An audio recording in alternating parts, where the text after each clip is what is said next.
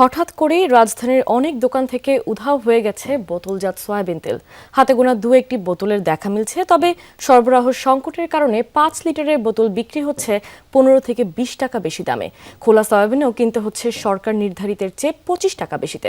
ক্রেতারা বলছেন, দাম বাড়াতে কৃত্রিম সংকট তৈরি করা হচ্ছে। দোকানীদের দাবি, ডিলার পয়েন্টেই বোতলের ঘাটতি রয়েছে, তবে লাভ সামান্য হওয়ায় তারাও কম উঠাচ্ছেন। অভিযোগ, কোম্পানিগুলো বোতলের গায়ে দাম না বাড়ালেও তাদের কাছে বিক্রি করছে চড়া দামে। আগে 5 লিটারের বোতল কিনতেন 935 টাকায়, বিক্রি করতেন 955-তে। এখন ডিলারদের থেকে কিনতেই হচ্ছে 950-তে। তাই গ্রাহক থেকে 15 থেকে 20 টাকা বাড়তি নিচ্ছেন।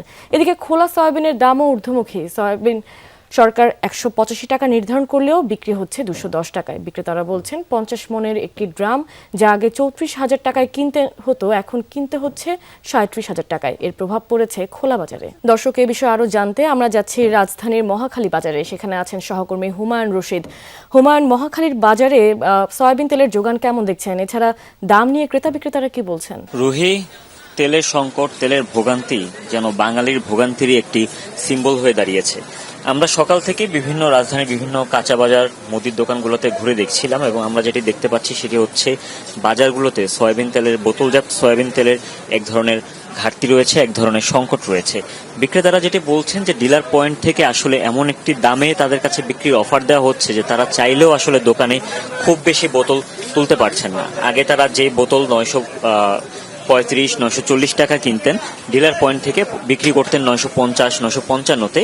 সেই একই বোতল এখন তাদের কাছে 950-এই অফার করা হচ্ছে। অর্থাৎ তারা যদি সরকার নির্ধারিত দাম 955-তে বিক্রি করেন, তাহলে তাদের কেবল 5 টাকা লাভ থাকে। সেইখানেও আবার মাল খালাসের বিষয় রয়েছে, সেখানে আবার পরিবহন খরচ রয়েছে। এই নানাবিধ কারণে তারা আসলে যেটি বলছেন যে তারা কেবলমাত্র তাদের যে ধরা কাস্টমার যারা রয়েছেন, তাদের যে বাধা কাস্টমার রয়েছেন, তাদের চাহিদা অনুযায়ী তারা বোতল তুলছেন বাজারে এবং সেই অনুযায়ী তারা কম লাভ করলেও তারা কাস্টমার ধরে রাখতে পারছেন। অনেক বাজারে আমরা কথা বলেছি, অনেক দোকানদাররা যেটি বলছেন যে আসলে এই মূল্যে তেল বিক্রি করে তারা খুব একটা লাভ করতে পারছেন না। তাই দোকানিরা নিজেরাই স্বীকার করছেন যে তারা গায়ে যে দাম লেখা সেই দামের চেয়ে 15-20 এবং কি 25 টাকা পর্যন্ত বেশি দামে তেল বিক্রি করছেন। এবং অনেক দোকানে আবার এরকম অফারও দেওয়া হচ্ছে যে আপনি যদি কোনো একটি কোম্পানির তেল নির্ধারিত দামে কিনতে চান, তাহলে হচ্ছে সেই কোম্পানির অন্যান্য যে প্রোডাক্টগুলো রয়েছে, মশলা কিংবা আনুষঙ্গিক যে প্রোডাক্টগুলো রয়েছে, সেগুলো কিনতে তারা এক ধরনের শর্ত জুড়ে দিচ্ছেন ক্রেতাদের প্রতি। এই বিষয়টি নিয়ে ক্রেতাদের মধ্যে এক ধরনের ক্ষোভ রয়েছে। তারা বলছেন যে বাজার মনিটরিং তো অবশ্যই বাড়াতে হবে, বাজার মনিটরিং বাড়ালে হয়তো এই কৃত্রিম সংকটটি কমে যাবে। কিন্তু বিক্রেতাদের কথা হচ্ছে যে বাজার মনিটরিং বাড়ানোর চেয়ে এই যে ডিলাররা বেশি দামে তাদের কাছে পণ্য কিনছেন, এখন তাদের কাছে সমাধান দুটি। এক, ডিলার পয়েন্টে হয় জিনিসটির দাম কমাতে হবে যেন তারা বিক্রি করে লাভ করতে পারে, অথবা আমরা তো দেখতে পাচ্ছি যে একটি সংকট সৃষ্টির চেষ্টা করছে কিছু অসাধু ব্যবসায়ী। এই বিষয়ে কি কোনো তদারকি কার্যক্রম চলছে কিনা আমাদেরকে জানাবেন। কার্যক্রম চলছেন, কিন্তু বিক্রেতারা যেটি বলছেন যে তদারকি কার্যক্রম চলাতে আসলে যারা খুচরা বিক্রেতা রয়েছেন, যারা মুদি দোকানদার রয়েছেন, তারা আসলে কোনোভাবে লাভবান হচ্ছেন না।